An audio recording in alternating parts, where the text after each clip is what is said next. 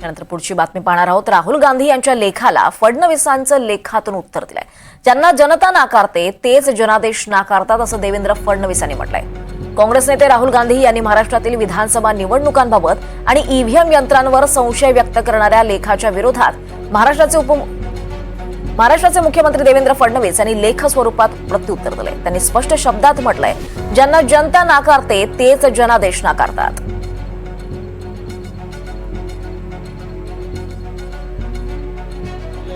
जोरदार चर्चा। लेखाला उत्तर लेखाने मिळेल, लेखाला उत्तर लेखाने मिळेल।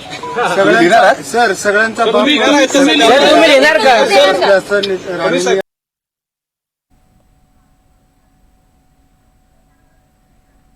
या संदर्भात अधिक माहिती घेऊयात। आपल्यासोबत आपल्या प्रतिनिधी जुई जाधव आहेत। जुई, आता देवेंद्र फडणवीसांनी राहुल गांधींच्या आरोपांना लेख रूपात प्रत्युत्तर दिलंय, नेमकं त्यांनी काय म्हटलंय? आपण पाहतोय दीपाली की काल काँग्रेस नेते राहुल गांधी यांनी एका लेखातून महाराष्ट्र विधानसभा निवडणुकीच्या निकालावर ताशेरे ओढले होते। ईव्हीएमवर देखील त्यांनी बोट ठेवलं होतं। यावर जेव्हा राज्याचे मुख्यमंत्री देवेंद्र फडणवीसांना प्रश्न विचारण्यात आला तेव्हा त्यांनी सांगितलं की लेखाला उत्तर लेखातून मिळेल आणि आज त्यांचा लेख प्रसिद्ध झाला आहे। देवेंद्र फडणवीसांच्या लेखामध्ये त्यांनी लिहिलं आहे की ज्यांना जनता नकारते तेच जनादेश नकारतात। त्यांनी पुढे असं देखील लिहिलं आहे की ज्या वेळेला विधानसभा निवडणुका 2014च्या झाल्या होत्या तेव्हा महाराष्ट्रामध्ये शिवसेना आणि भाजपचं सरकार येणार होतं, मात्र त्यावेळेला खरं तर नंतर आपण पाहिलं कालांतराने जी जनतेने जो आदेश दिला होता 2019 मध्ये तो नाकारला शिवसेनेने आणि शिवसेनेने राष्ट्रवादी आणि काँग्रेससोबत युती केली। त्यामुळे हा पहिला जनादेश शिवसेनेने नाकारला आणि आमच्यासोबतची युती तोडली। त्यानंतर काँग्रेसला देखील जनता ही नाकारत आली आहे, परंतु काँग्रेसला हे कधीही पचवणं शक्य झालेलं नाही। ज्या ज्या राज्यांमध्ये काँग्रेसची सत्ता आहे त्या राज्यांमध्ये ईव्हीएम व्यवस्थित आहे का असा देखील सवाल देवेंद्र फडणवीसांनी त्यांच्या लेखामधून उपस्थित केला आहे। त्यासोबतच त्यांनी ही देखील टीका केली आहे की आजकाल विरोधकांचं ते कामच झालं आहे की जर पराभव झाला तर ईव्हीएमवर बोट ठेवायचं, त्यामुळे ज्यांना जनता नकारते तेच जनादेश नकारतात असं लेखातूनच उत्तर देवेंद्र फडणवीसांनी राहुल गांधींना दिलं आहे। त्यामुळे आज या दिवसभरामध्ये नेमकं काँग्रेस नेत्यांचं काय म्हणणं आहे आणि काँग्रेसचे नेते किंवा राहुल गांधी याला कशा प्रकारे उत्तर देतात हे पाहणं महत्त्वाचं राहणार आहे। कारण का आजचा जो लेख आहे थोडंसं थांबवते। आपल्यासोबत काँग्रेस प्रवक्ते अतुल लोंढे आहेत। अतुलजी, खरं तर काल राहुल गांधींनी आरोप केले होते विधानसभा निवडणुकीबाबत आणि त्याला आता देवेंद्र फडणवीसांनी याचं चोख प्रत्युत्तर असं लेखी रूपात दिलं। आपली पहिली प्रतिक्रिया? ते चोख प्रत्युत्तर जे आहे तुम्हाला वाटत असेल ते खोटं आहे आणि खोटा बोल आणि रेटून बोल अशा पद्धतीचं आहे। आम्ही म्हटलं होतं 76 लाख मतं जे मतदान जे आहे ते 5 वाजता नंतर कसं झालं। आम्ही म्हटलं होतं की 85 कॉन्स्टिट्युएन्सीज मध्ये, असेंब्ली कॉन्स्टिट्युएन्सीज मध्ये, विधानसभेमध्ये 12,000 बूथवर जे मतदान वाढलेलं आहे तर ते एका मिनिटामध्ये एक मतदान असं झालं असं जरी विचार केला आपण तर 600 मतदान एका बूथवर व्हायला पाहिजे। तर सकाळी 3 वाजेपर्यंत कोणता बूथ सुरू होता? आम्ही म्हटलं होतं की तुम्ही आम्हाला व्हिडिओ फुटेज जे आहे ते इलेक्शन कमिशनने दिलं पाहिजे। आता इलेक्शन कमिशनचे प्रवक्ते महाराष्ट्राचे मुख्यमंत्री झाले आहे, मला पहिल्यांदा माहित झालं, याच्यापूर्वी माहित नव्हतं। तर ते आम्ही फुटेज मागितलं आणि चंदीगड हायकोर्टाने सांगितलं की ते फुटेज तुम्ही द्या। तर लागलीच काय केलं, बीजेपीनी कायदा बदलवून टाकला आणि असे फुटेज देता येणार नाही अशा पद्धतीचा कायदा केला।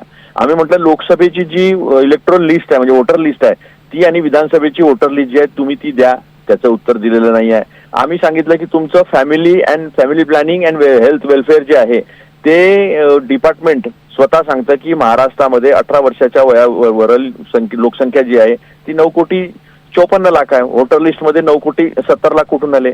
सुप्रीम कोर्टाने सांगितलं होतं की तुम्हाला जी नेमणूक करण्याची समिती आहे चीफ इलेक्शन कमिशनरची, तर त्या समितीमध्ये चीफ जस्टिस ऑफ इंडिया, विरोधी पक्ष नेते आणि पंतप्रधान असे 3 लोक राहतील। यांनी लागलीच कायदा बदलून जो आहे त्याच्यामध्ये पंतप्रधान आणि त्यांचा एक छोटा कॅबिनेट मिनिस्टर, छोटा बाई दोघच जण आहेत, अमित शहा आणि मोदीजी। मग तुम्ही याच्यात लोकशाहीची प्रक्रिया संपवली, याच्यामध्ये तुम्ही हुकुमशाही आणली। कारण कुठल्याही नियुक्त्या करायच्या असेल तर तुमचे 2 लोक तुमचे आणि एक विरोधी पक्ष नेते, ते असले काय नसले काय 2-1नीच होणार सगळं। या पद्धतीचे कुठलेही उत्तर जे आहे त्यांनी दिलेले नाही। त्यांनी सांगितलं उलट खोटी माहिती दिलेली आहे की 16 लाख झालेली आहे। खोटी माहिती अशी दिलेली आहे की 2004, 9, 14 आणि 19च्या निवडणुकांमध्ये लोकसभेपेक्षा विधानसभेच्या 5 महिन्यामध्ये जास्त वोट झालेले आहे, ही चुकीची माहिती आहे। आजपर्यंत कधीही 2024 सोडून 5 वर्षामध्ये जेवढं मतदान वाढलेलं आहे त्याच्या तुलनेमध्ये 5 महिन्यात मतदान वाढलेलं नाही आहे, म्हणजे लोकसभा टू विधानसभा वाढलेलं नाही आहे. ही पुन्हा एक खोटी माहिती आहे. ते खोटं बोल रेटून बोल जे आहे ना ते 2 मिनिटात पकडल्या गेलेलं आहे. त्यांना वाटतं की आमच्याकडे सगळ्या गोष्टींवर कंट्रोल आहे. मग तो एक त्यांनी संस्थांचा प्रश्न काढला. तो कोणती संस्था राहिलेली आहे आता मला सांगा ना. आमच्या काळामध्ये इलेक्शन अपॉइंटमेंट कमिटी नव्हती, पण PN सेशननी काय केलं, असे लोक आम्ही नेमलेले होते. तर तुमची नियत जी आहे ना ती समोर आली. सुप्रीम कोर्टाने काय सांगितलं की ईडी आपल्या सगळ्या लिमिट्स ज्या आहेत त्या क्रॉस करते आहे. तुम्ही म्हणता की संस्थांवर कंट्रोल केला, आम्ही खोटं बोलतो.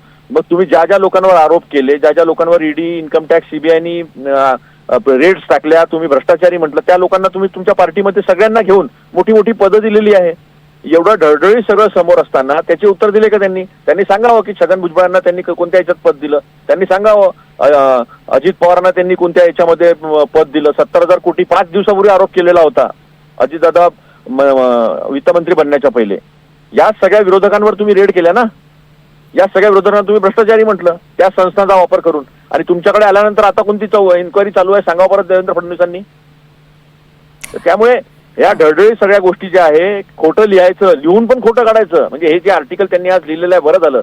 एक इतिहासामध्ये याची नोंद होईल की महाराष्ट्राचे मुख्यमंत्री कशा पद्धतीनं मॅनिप्युलेट इलेक्शन, चोरलेल्या इलेक्शन मधून झालेले मुख्यमंत्री कशा पद्धतीने खोटं बोलतात.